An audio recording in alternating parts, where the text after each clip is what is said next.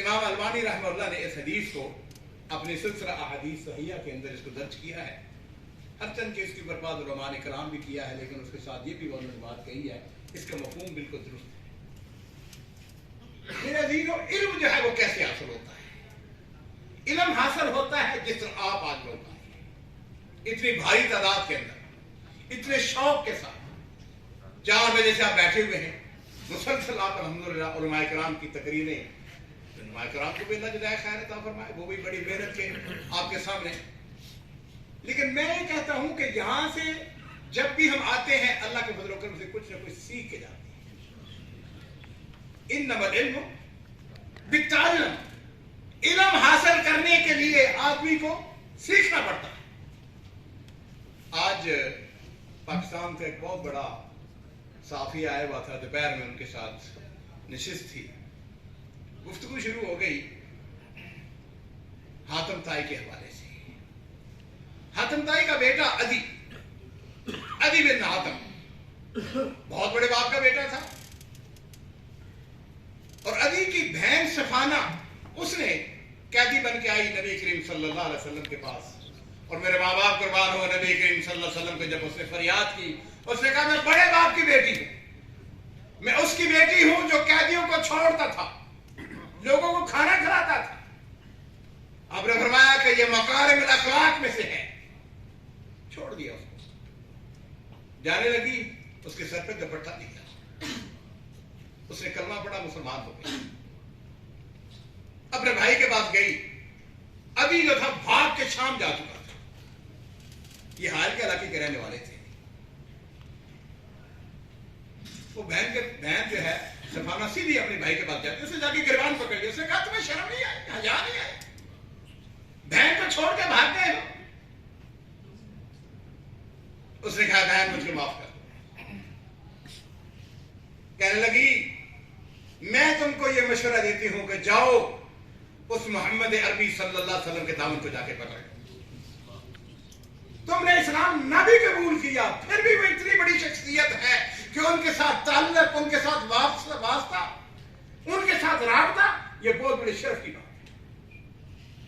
और मेरे अजीजों, अगली बात जो है वो अदी की सुनने वाली है। बड़ा आदमी था, लीडर था, कौम का ज़ईम था। कहते हैं कि जिस वक्त मैं मदीना में दाखिल होने लगा तो मेरे दिल में यह ख्याल था, उस नबी की न जाने उसने कितना सोना चांदी दौलत इकट्ठा किया होगा। कहते हैं कि जिस वक्त मैं मस्जिद में दाखिल हुआ, मस्जिद नबी शरीफ के अंदर, तो मैंने मस्जिद को देखा तो मैंने कहा कि मस्जिद के अंदर तो कोई ऐसी बात नहीं नजर आती कि जिससे ये पता चले कि इनके पास बहुत ज्यादा मालो दौलत है। कहते हैं कि मैं नबी करीम सल्लल्लाहु अलैहि वसल्लम के पास मुलाकात हुई, कच्चा फर्श था मस्जिद का, और छत इतनी ऊंची थी कि आदमी लंबे कद का हाथ ऐसे बढ़ा कर उसको छू सकता था। अभी कहते हैं कि नबी करीम सल्लल्लाहु अलैहि वसल्लम के साथ मैंने कहा कि मैंने कुछ आपसे सवालात करने हैं, कुछ बातें करनी हैं। कुछ बातें अल्लाह के रसूल ने की और कुछ बातें अदी ने की, और अदी ने कहा अल्लाह के रसूल मेरे कुछ सवालात हैं, मैं आपसे पूछना चाहता हूं। और मेरे अजीजों, मैं हमेशा इस स्टेज के ऊपर ये गुफ्तगू करता रहूंगा और करता भी हूं और करनी भी चाहिए, और वो ये है अरकान इस्लाम के बाद। अरकान इस्लाम तो समझते हैं कितने हैं? 5। कलमा तय्यबा, नमाज, रोजा, हज और ज़कात। उसके बाद इस्लाम ने सबसे ज्यादा जिस बात पर हमारी तवज्जो दिलाई है वो अखलाक है। वो इन्नका लअला खुलुक़िन अज़ीम। अभी कहते हैं मेरे दिल में ख्याल आ रहा था, मस्जिद के अंदर तो कुछ नहीं, लेकिन न जाने इस नबी ने अपना घर कितना आलीशान बनाया होगा, उसके अंदर कितना मालो दौलत जमा कर रखा होगा। वो कहते हैं अभी मैं ये सोच ही रहा हूं تو نبی کریم صلی اللہ علیہ وسلم نے میرے کندھے کے اوپر ہاتھ رکھا. آپ نے فرمایا عدی باقی باتیں اپنے گھر چل کے کرتے ہیں, چلو میرے گھر چلو, میرے گھر میں جا کے باتیں کرتے ہیں. عدی کہتے ہیں ہم نبی کریم صلی اللہ علیہ وسلم کے گھر میں داخل ہوئے. کہتے ہیں میں نے دیکھا نبی کا گھر جو ہے وہ بھی انتہائی متواضع قسم کا ہے. میرے عزیزو, آپ نے اما عائشہ کا حجرہ تو دیکھا ہی ہے, بالکل اتنا سا بنتا ہے جتنا یہ جگہ ہے, چھوٹا سا حجرہ. کہتے ہیں عدی کہتے ہیں کہ جس وقت ہم داخل ہوئے تو میں نے دیکھا کہ کچا فرش ہے. دل میں خیال آیا یہ مجھ کو کہاں پہ بٹھائیں گے, بڑے باپ کا بیٹا تھا نا. کہتے ہیں نبی کریم صلی اللہ علیہ وسلم نے اپنی چادر مبارک کو نیچے اتارا اور اس کو بچھا دیا. ابھی کہتے ہیں میرے دل میں خیال آیا اب خود تو چادر کے اوپر بیٹھیں گے اور مجھ کو نیچے بٹھائیں گے. لیکن کہتے ہیں کہ نبی کریم صلی اللہ علیہ وسلم نے میرا ہاتھ پکڑا اور مجھ کو کہا عدی تم بڑے باپ کے بیٹے ہو, ایک سخی کے گھر میں سخی کا بیٹا آیا ہے, تم اس چادر کے اوپر بیٹھو گے. تو میں نے عرض کیا اللہ کے رسول آپ کہاں بیٹھیں گے؟ آپ نے فرمایا میرا کیا ہے, میں کچے فرش کے اوپر بیٹھ جاؤں گا. وَإِنَّكَ لَعَلَىٰ خُلُقٍ عَظِيمٍ. اور پھر کیا ہوا؟ آپ نے پوچھا عدی تم نے کچھ سوالات کرنے تھے. عدی کہتے ہیں میں نے عرض کی آقا اب سوالات کی گنجائش ختم ہو چکی ہے, اب ایک ہی بات ہے کہ مجھ کو کلمہ پڑھائے اور میں آپ کا خادم بننا. ادفع باللتی میرے عزیزوں, میں آپ کو میسج دینا چاہتا ہوں, مجھے ہے انما العلم بالتعلم والحلم بالتعلم. علم کیا ہوتا ہے؟ علم ہوتا ہے صبر, علم ہوتا ہے حوصلہ, علم ہوتا ہے جذبات کے اوپر قابو پانا, غصے میں نہ آنا. وہ عامر بن قیس سے کسی نے پوچھا تھا نا, بولا یہ بتاؤ کہ تم حلیم ہو؟ اس نے کہا میں حلیم تو نہیں بلکہ اتحلم. اس نے کہا میں کوشش کرتا ہوں کہ میں حلیم بن جاؤں. اور کسی نے اس سے پوچھا تھا کہ آنف یہ بتاؤ کہ حلیم کیسے بنا جاتا ہے؟ اس نے کہا حلیم بننے کے لیے تھوڑا سا ذلیل ہونا پڑتا ہے, صبر کرنا پڑتا ہے.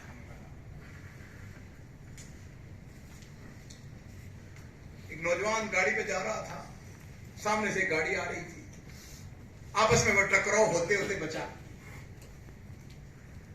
وہ جو آدمی اپنا واقعہ بیان کرتا ہے وہ کہتا ہے میں کمزور, میں نے اس کو دیکھا وہ طاقتور, اس نے اپنی گاڑی روک لی, میں نے بھی روک لی. اور اس نے کیا کیا, وہ میری طرف آگے لاٹھی لے کر, پھر گاڑی سے لاٹھی نکالی اور میری طرف آگے بڑھا. کہتا ہے میں نے اپنی گاڑی کا شیشہ بند کر دیا. اس نے مجھ کو کہا اگر مرد کے بچے ہو, اگر مرد ہو تو تم اپنے شیشے کو کھولو, گاڑی سے باہر آؤ, میرا مقابلہ کرو. اس نے کہا تمہیں کس نے کہا کہ میں مرد ہوں؟ اس نے جواب کیا دیا؟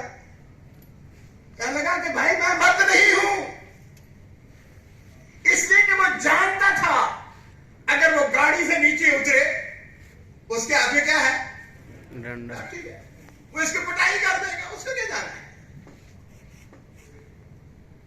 والحلم بالتحلم, بڑا مشکل کام ہے.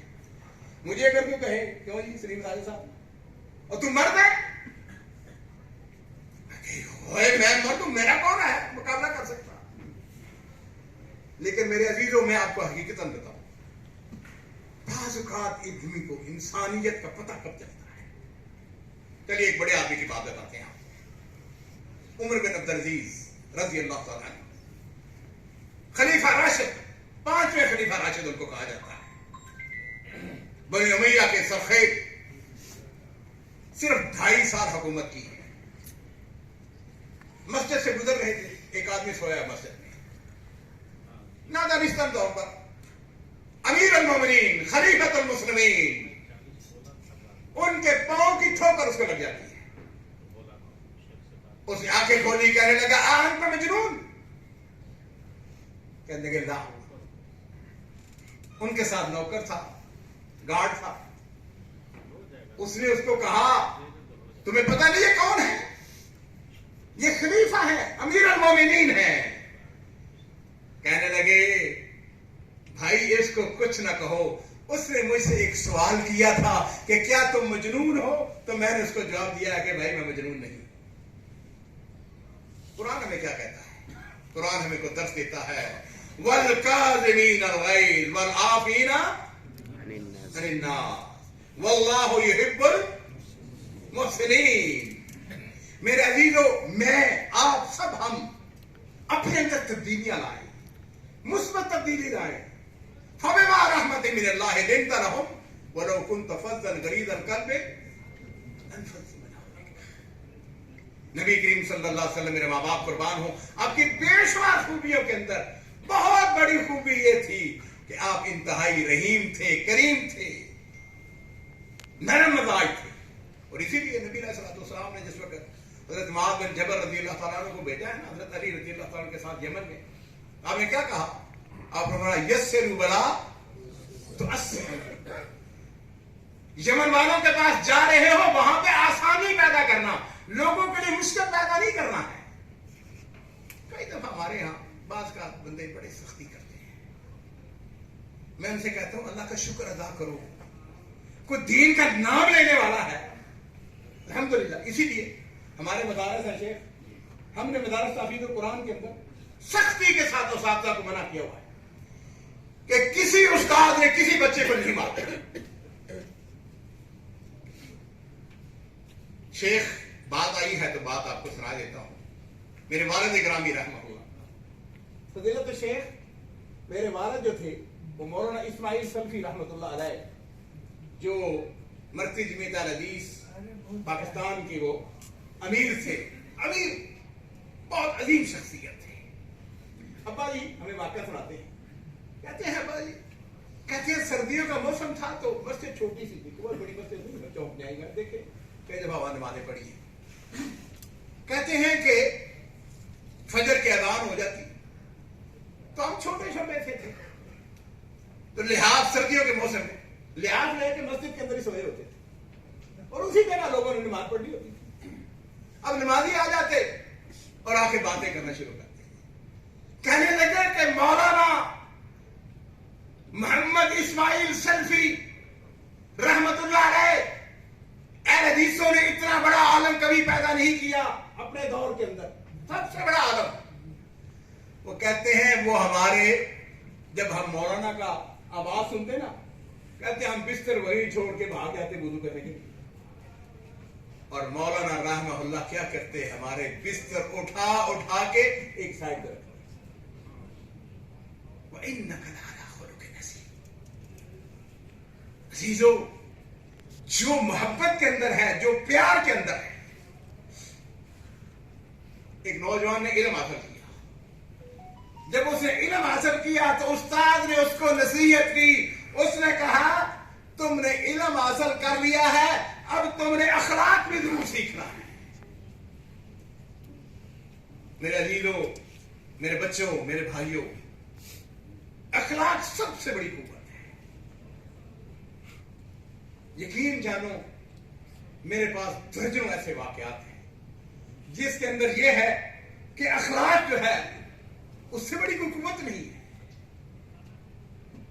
اپنے اندر صبر, تحمل, بردباری, حوصلہ, اس چیز کو پیدا کیجیے. میں نے شاید یہاں پہ ذکر کیا تھا, میں نے اخلاق کی جو سب سے اعلیٰ تعریف پڑھی ہے میں نے, وہ یہ ہے کہ میں اپنے گھر سے باہر نکلوں, مجھے جو بھی مسلمان نظر آئے میں اس کو اپنے سے بہتر سمجھوں. یہ ہے سب سے اعلیٰ اخلاقی تعریف.